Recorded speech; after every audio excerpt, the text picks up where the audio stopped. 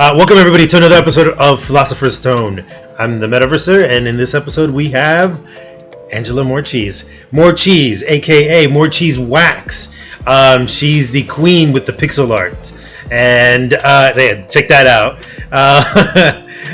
Today we're going to talk about Upland, development in Upland, thinking out loud. That's what this whole space is about. Brainstorming, future thoughts. Thank you, Morecheese, for being on the show. Thank you for having me. First question is, what, just to give everybody a refresher, what got you in Upland, and what keeps you into Upland? COVID. Thank you, COVID.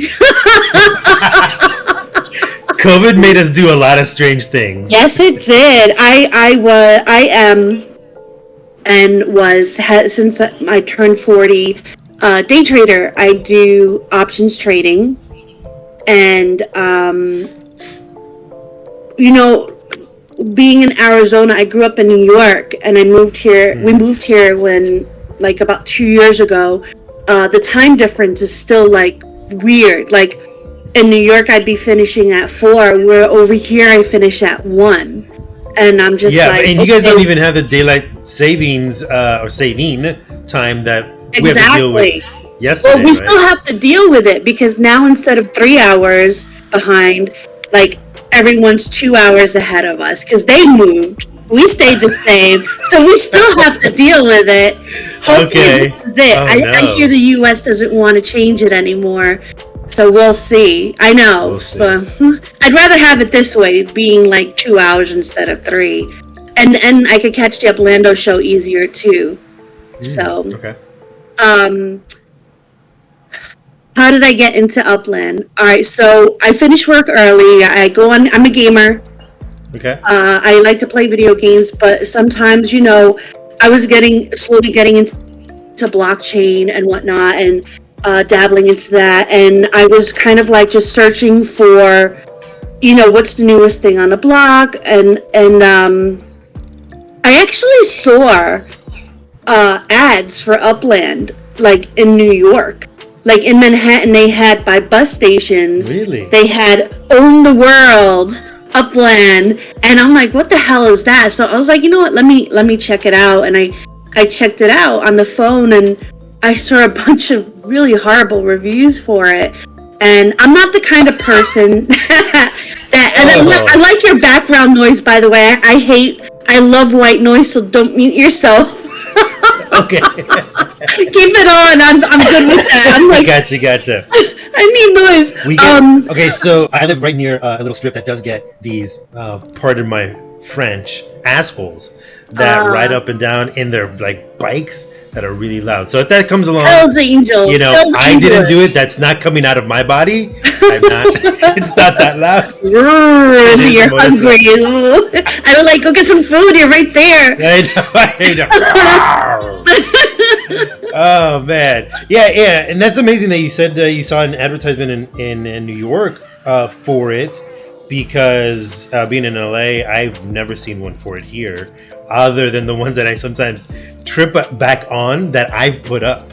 But it wasn't in LA at the time. Not that matters, but I think this is when they were opening New York. Like they started doing New York, because that's when I came in.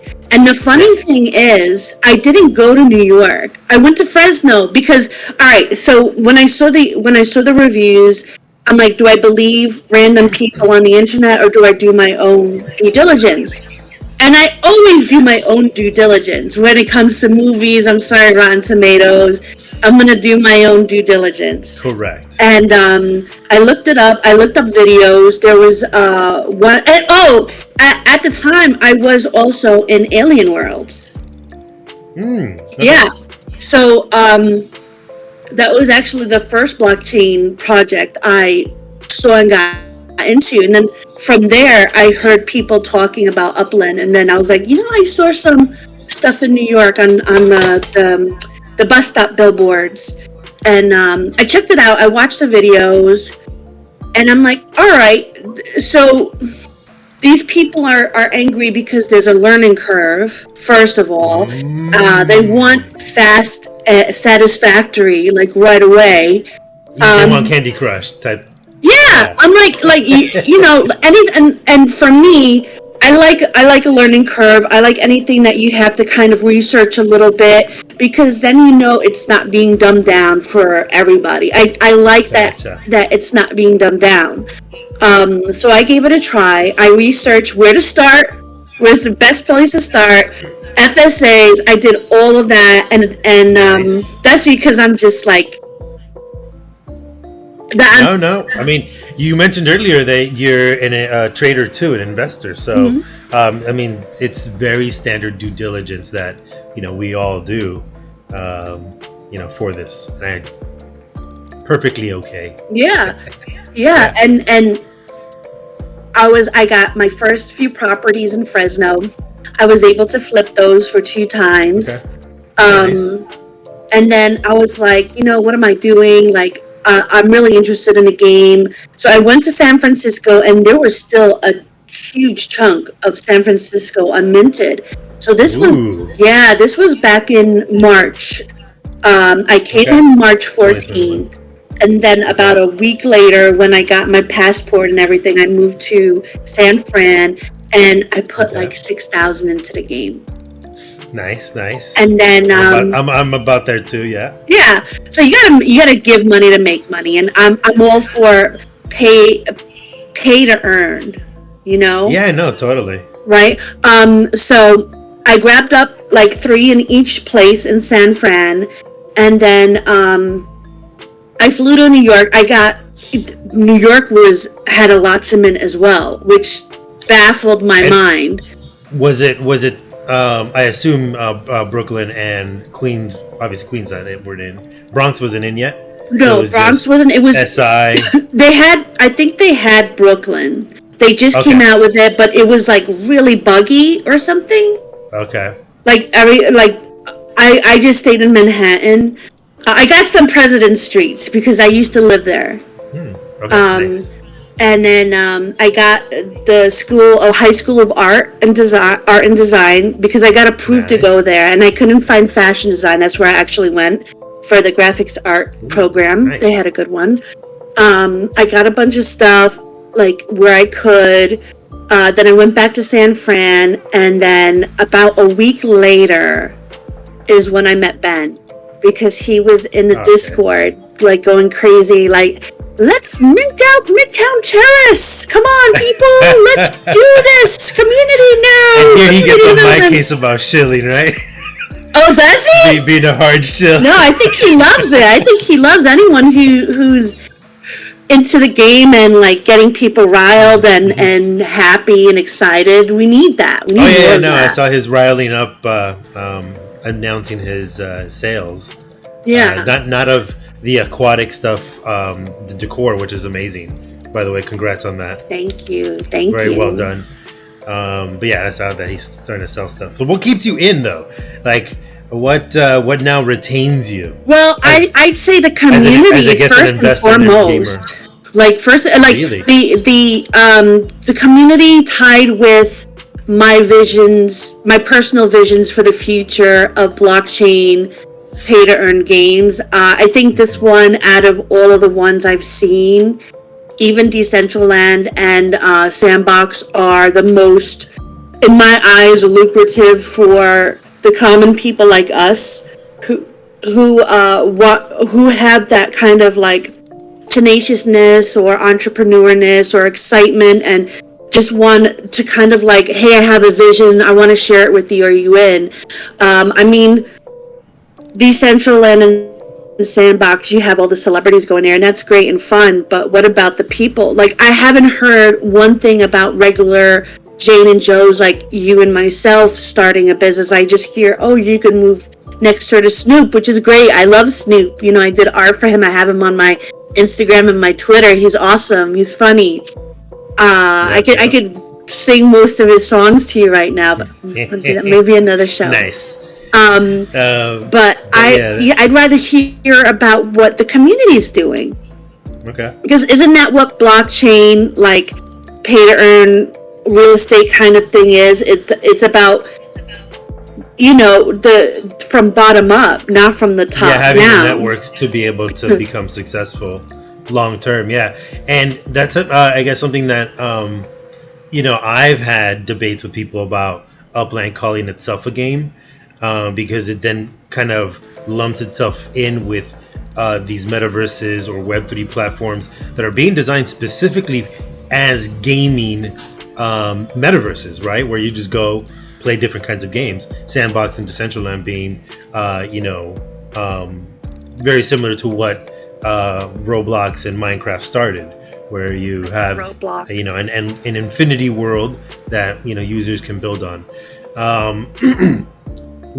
So where I have the contention, and we can expound on this, is that by calling itself a game, it does limit the ability for the person starting or getting onboarded to understand immediately that there's a learning curve. Research. Because games tend to have very little learning curve. Pac-Man, Donkey Kong, anything, right? Even Minecraft, that has a very slow learning curve because it immediately gives you the buttons to press and build and do all that. There isn't a market. Now, I came into Upland, a little side note, through my daughter's playing Roblox.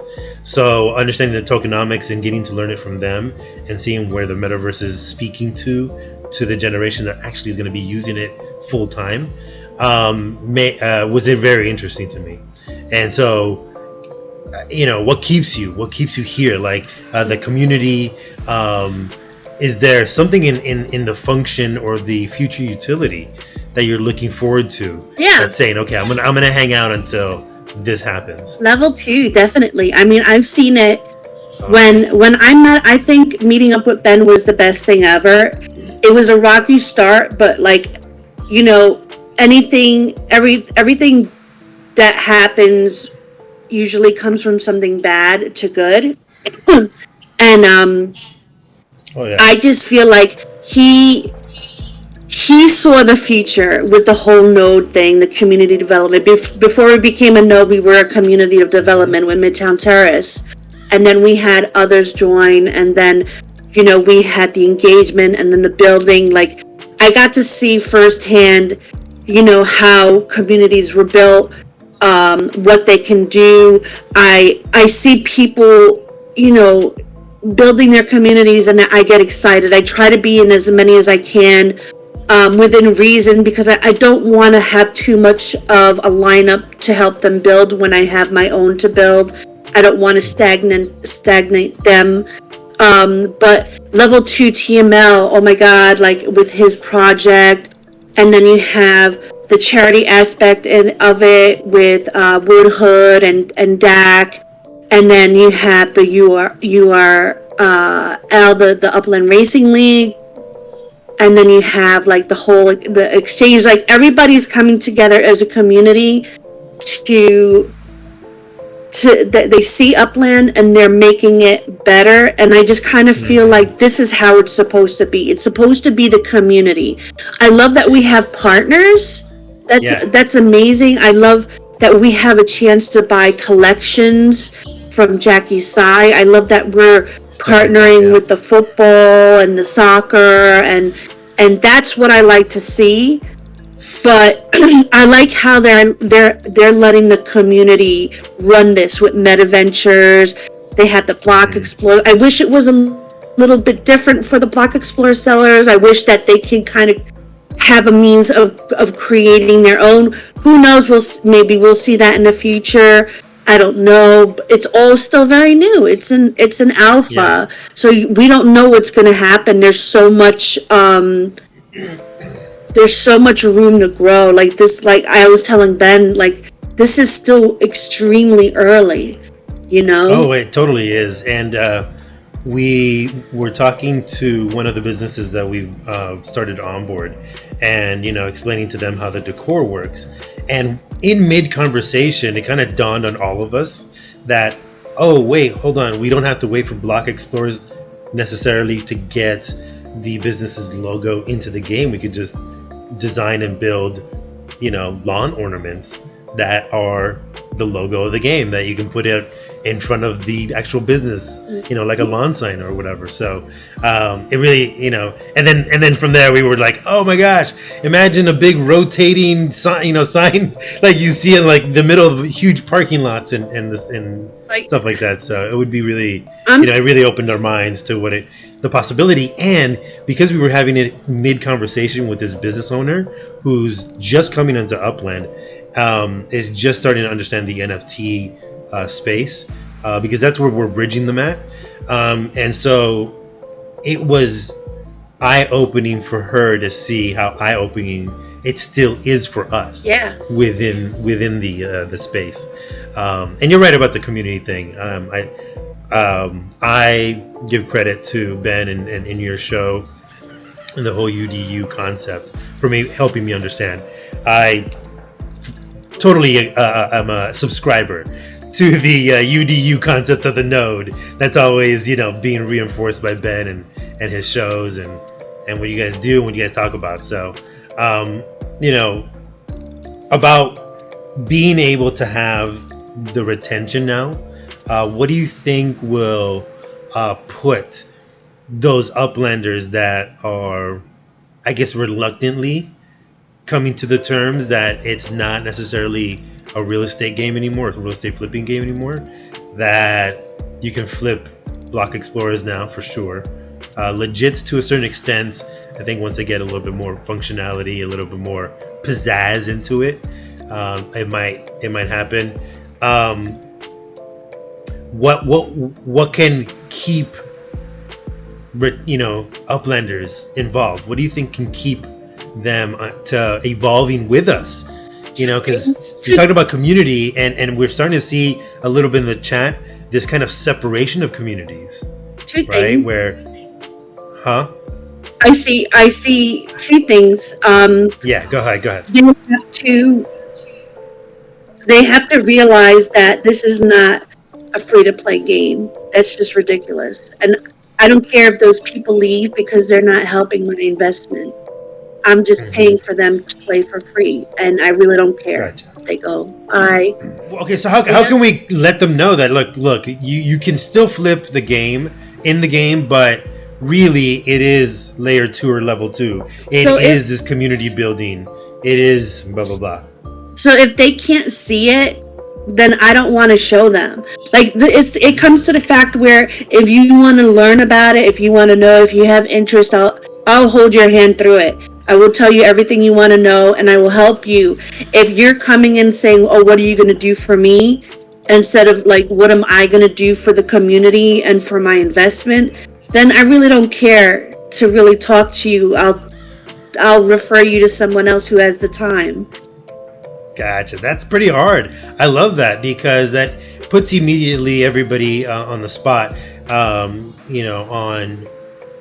understanding like what their place is here. Like, what are you doing here? Right? Type of thing. And you shake out those paper hands really easily. I like that. Yeah, as you've seen in our server, as I've seen with the development of MVE and UDU servers and stuff like that, I've seen the ability for the communities that we're both building to also bend and change with upland developments. What do you think will be the next thing we have to deal with when it comes to upland's movement in the roadmap, that we'll say, okay, we got to reassess the way we are doing things right now? So I feel like this is my opinion, not financial advice. Yeah, of course. So I feel like things are going to change drastically in regards to dividends. I think they want to eventually, make them disappear. But I do believe that they will offer a kind of incentive on the side, like renting and whatnot. I did ask in Vegas, when will we see it? Will we see it this year? And if not, will we see it next year? Is it going to happen? And Idan got angry. I didn't mean to. I just basically said it for myself to what should I be focusing on right now, sort of thing. So I could have kind of like my list. But he did say it won't be this year. We have a lot of stuff coming out that needs to come out. It will come next year. He did say that. So I have a feeling that's going to take over dividends, and then we're going to have STEM. I feel like, in my opinion, STEM needs to come out first. And all of this stuff that we've been seeing, because Upland's been putting out stuff like crazy, which I love. I love that. That means, like, you know, I feel, and we haven't even seen anything yet. So I feel like that's what people are going to have to kind of work around. You probably are going to have a home address, need to be KYC'd, have to have a house. And I feel like that's going to be the way that we're able to kind of have to shift in the future regarding dividends and ways to actually get that flow of UPX coming in. Yeah, that's that. I love that thinking. Yes, because to drop something in there that would be very beneficial also are those developer toolboxes, because then we can pack those properties into the escrow and say, okay, you can hold it for X number of days at a certain rate, and then to renew it, you'll have to get back to me and I'll have to dev it up, however the toolbox works, to renew the contract. That's going to be amazing, and I do see that happening too. I'm just curious as to if it does go down to nothing or to something that is marginal to or reflective of what like real banking interest rates are internationally, you know, in the lower under 5% type things. I wonder how the collection functionality or utility will then be addressed, because the collections do boost those yields up, and if they're at 0 or 1.5% or whatever the yield is, it would make those collections seem useless. Exactly. What do you think? I think so. I think they're gonna have to figure that out, because if we don't have the divs and we don't have the collections to double the divs or trip like 1.5 them, like, then what's the point? And it's been for me, I always take everything I see, every weakness, every bad thing, and I turn it into a strength. So for me, I take, all right, maybe collections won't be a thing anymore. Dividends are going down. We have this new vote that wants to take more money from us. But I could see both sides of it. You know, I could see both sides. I just wish there were more options, but more on that later if we go into it. I forgot. Yeah, no worries. Wait, what was I saying?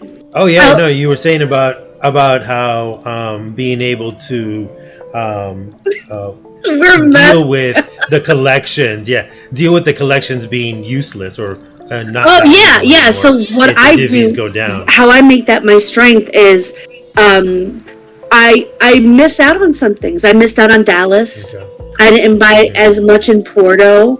You know, I picked between Porto and Rio. I went in on Rio.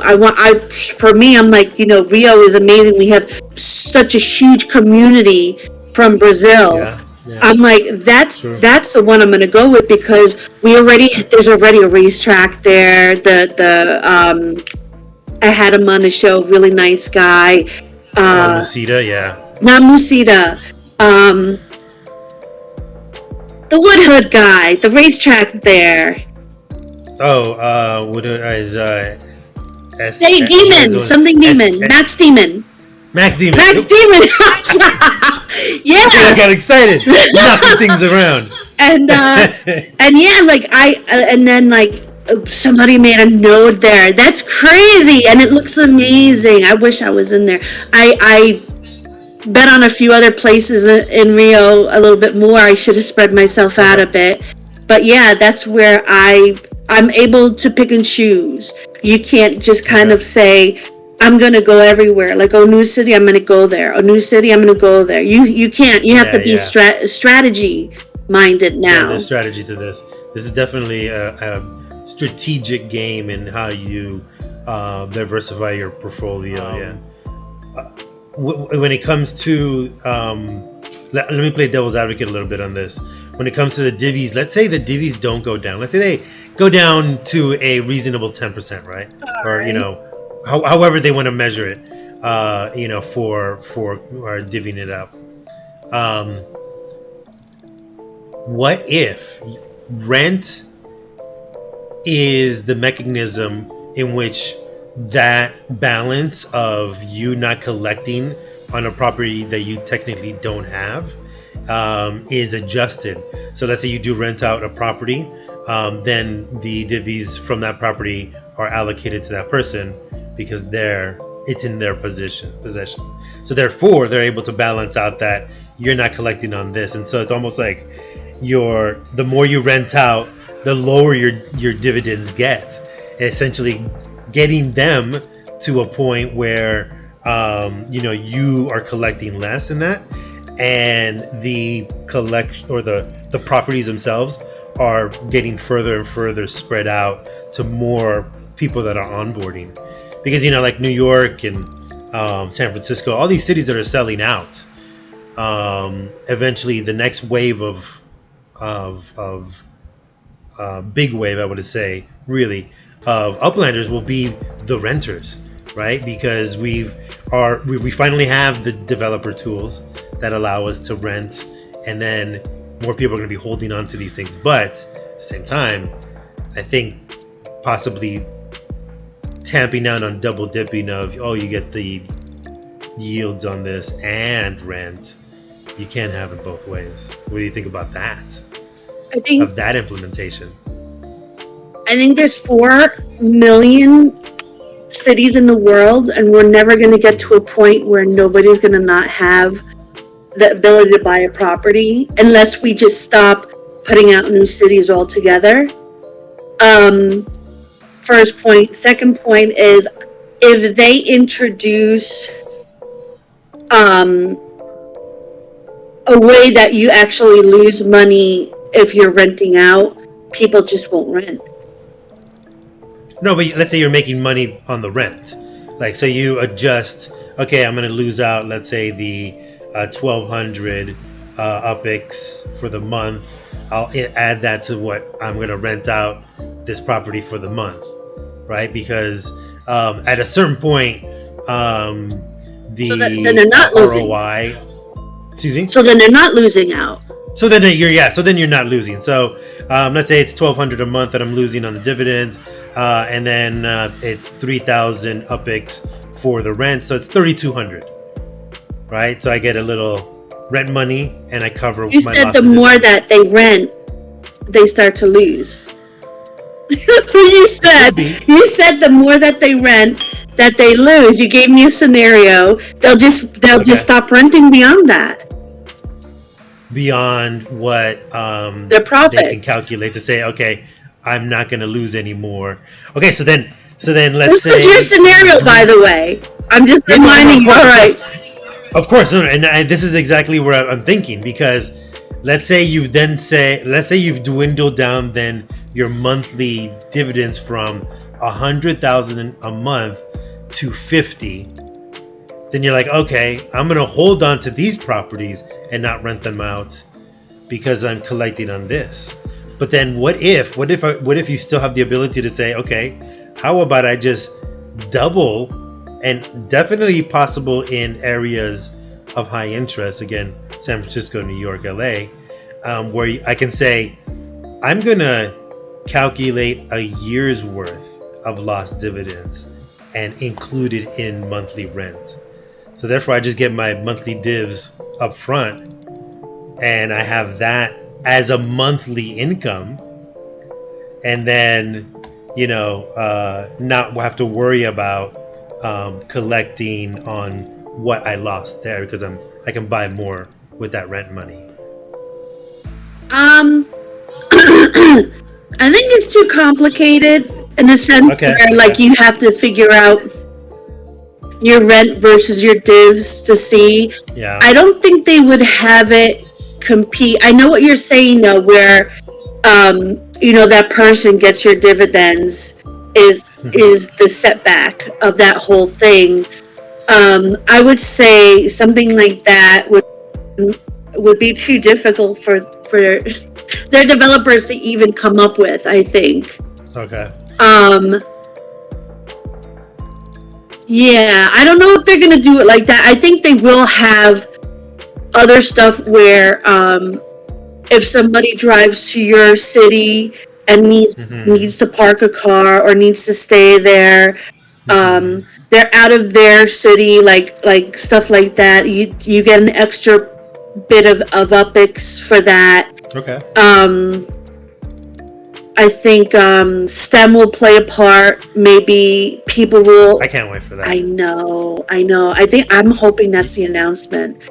But I'm thinking people will have to have somebody take care of their pets. Maybe that's a meta venture where you have a boarding for pet and you have to feed them. Like, I can't wait. That would be amazing. That would be so fun. I know. I'm not, spilling any secrets because I've talked about it already.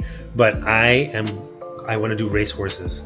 That's all I want to do. Poor horses. With that STEM.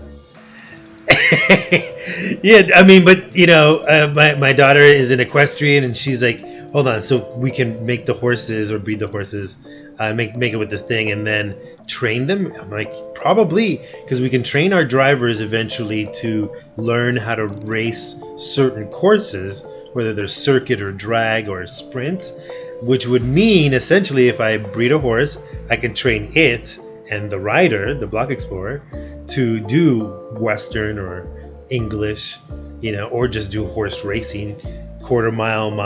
Ooh. I'm going to take it a bit further. I'm going to say this could be a meta venture right here. Breeding, right? So let's say that's a game. They put out a certain amount of breeds for dogs, right? And it's kind of like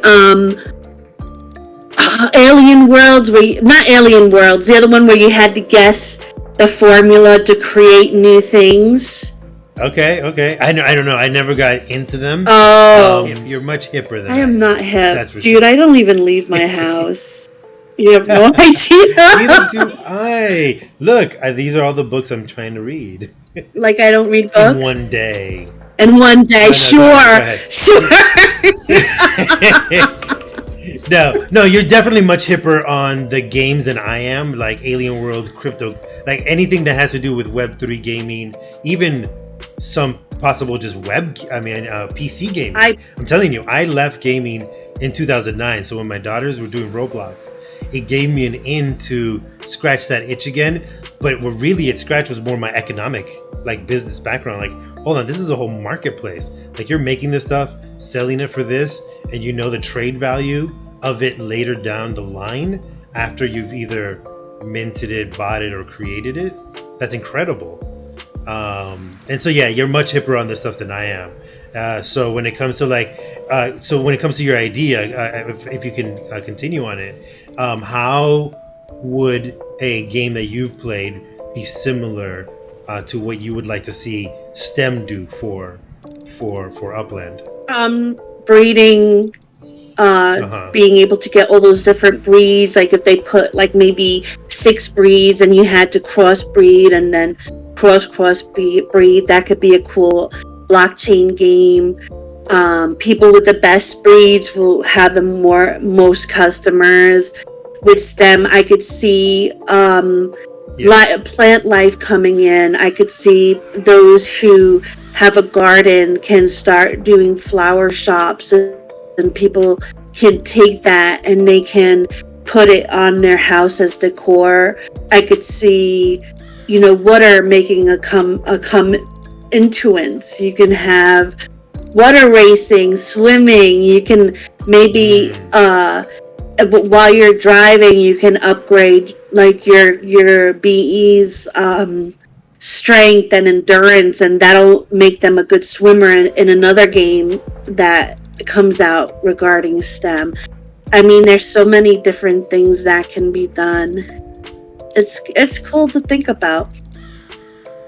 Wow, that is cool. That is cool. Now you're talking about waterways, and I guess this will be, you know, the big nugget of the day. What if, as community builders, you know, Midtown Terrace and your Brooklyn node? No, Bronx. What if Bronx there? Oh, Bronx. Sorry. You know, and me and San Pedro. What if we were then responsible for coming up with like plumbing and like creating aqueducts, and so we'd have to have a certain amount of stem and spark to put it together. What do you think about, like, how would that affect your communities, you think, or your community building? I don't know if that'll be a part of STEM, because STEM refers to life. I could see the But what if you have to have both, to like dig out the ditch and then get the stem to fill it in with water, or the well, like that? Well, the water, yeah, definitely. Like, you'll need to put pipeways to an already established like lake or something. I don't know how they do it, and then to people's toilets, and then I guess depending, you could be charged, like if you don't have a toilet, like you cannot get as much rent. Like, that stuff kind of adds to your value. Can you just put in a BUC, I need a shitter. Give me a toilet. Oh man! Now that really a? I don't have a function pot that we to want, piss in.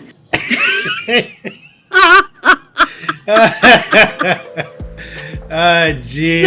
What are we getting ourselves into? We're just gonna be landlords fixing toilets at some point. I'll try to be good. I'm sorry. No, you're good. Remember, I'm from the worst show ever. That was my slogan, by the way. Ben was like, we have to be really good. We have to be so good in performance. And I'm like, no, we're going to be the worst show ever. As a matter of fact, that's our slogan. And he was like, no, it took me 3 days to convince him. That's cool. Oh my gosh. No, you guys have a great thing going on over there. Yeah, it's interesting to keep. If once you go down the rabbit hole of Upland, it really becomes endless, because you know, whether you're spinning out on what true ownership is, about the functions and utilities of the stem and spark tokens, the change in game function, whether you're property flipping, block explorer, or asset flipping. Like, car flipping has gotten huge at this point. Like, it's taken over Upland, I think. And there are only a handful of buyers, so, you know, later on, when everybody's complaining that only a few players have cars, they can go back in their transactions, right? And see how cheaply they sold them. Yeah, exactly. Like, I can't wait until they put that specific meta venture into people's hands, so people could start selling their cars. But also, like, the manufacturer, the car seller would get money too, so it'll be like. And how do you think that's gonna work? Like, you know, the whole manufacturer dealership thing. Do you think there'll be a function in game where we can say be a local distributor of X, you know, car brand? Yeah, like in real life. I think so. I think there's gonna be the wholesalers, the storefront shops that can like take them from the factories that, you know, purchase the blueprint and they make it and they ship it, and then, you know, all of that. Or if you have a car, you could just put it in your warehouse. Like, people could switch, you know. It's gonna be interesting. Yeah, the showroom is gonna be very interesting. I'm looking forward to it as a car sales store, but also for this art. And I know I really enjoyed the last show where you guys talked about the Jackie size stuff, and you know, we can ride out this episode on this thought. When it comes to real world content creators, what would you like Upland to see? Let's say bounce off of or continue in the momentum of what they did with Jackie Sai. Because I thought that was a spectacular get. I've been a Jackie Sai fan for a couple of years since that huge Superman panel came out. Yeah, what do you think? What do you think about that whole thing? Well, going with that? On the Wine and Cheese, we actually found an article where it dove deeper into the Jackie Sai skulls, and it also got into McQueen, like coming into it with the skulls, they're famous for their skull scarf. Yeah. I think that's good to a point. I don't want to see it too much because, like I said earlier, I'd rather see the community doing most of the stuff. At the same time, I'm a collector, and I think it would be cool to have that come out on a regular basis. Just let more of the creativity come from the community and keep the partner sales collections, keep that in, but don't have it go past a certain amount. Okay, nice.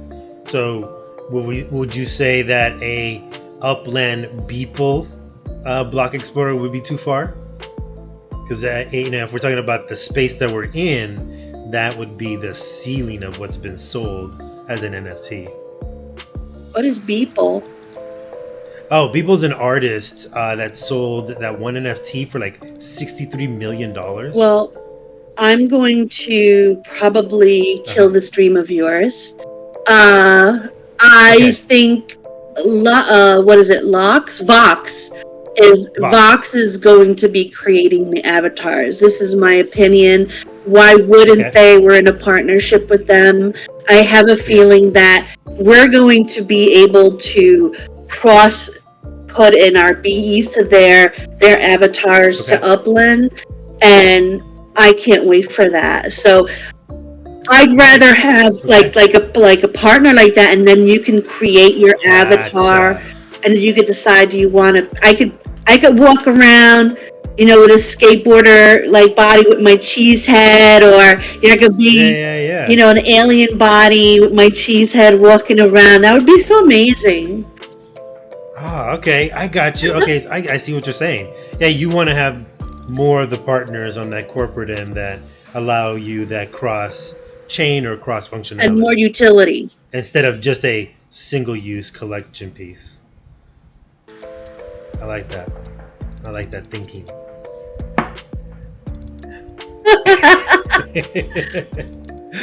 I'm gonna sign us off before the Tamagotchi babies get us, which, by the way, that idea is still in development. And weirdly, dude from Upland that I was talking about with it. I remember him. Nice little guy. Michael Sarah. Yeah.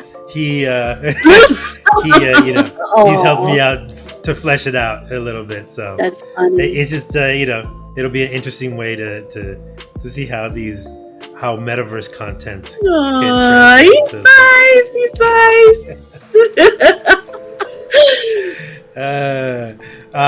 Angela Marchese Wax, thank you so much for joining me on this thinking outside the box, thinking out loud episode of Philosopher's Stone.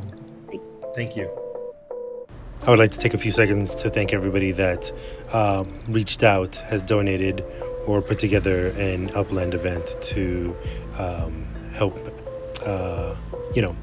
my wife, myself, but in the greater context, remembering and fighting for those that we have lost, that have survived, but continue living on with this. Thank you very much. Fight on. I have a couple of BUC Community NFT available for sale on Atomic Hub. One of them gets you a chance for a $100 gift certificate to a show or concert in your area. Thank you very much for sticking around and watching the whole video of Philosopher's Stone. Come back next time where we dive back into the rabbit hole that is Upland. Mint hard, but mint smart, y'all. Take care.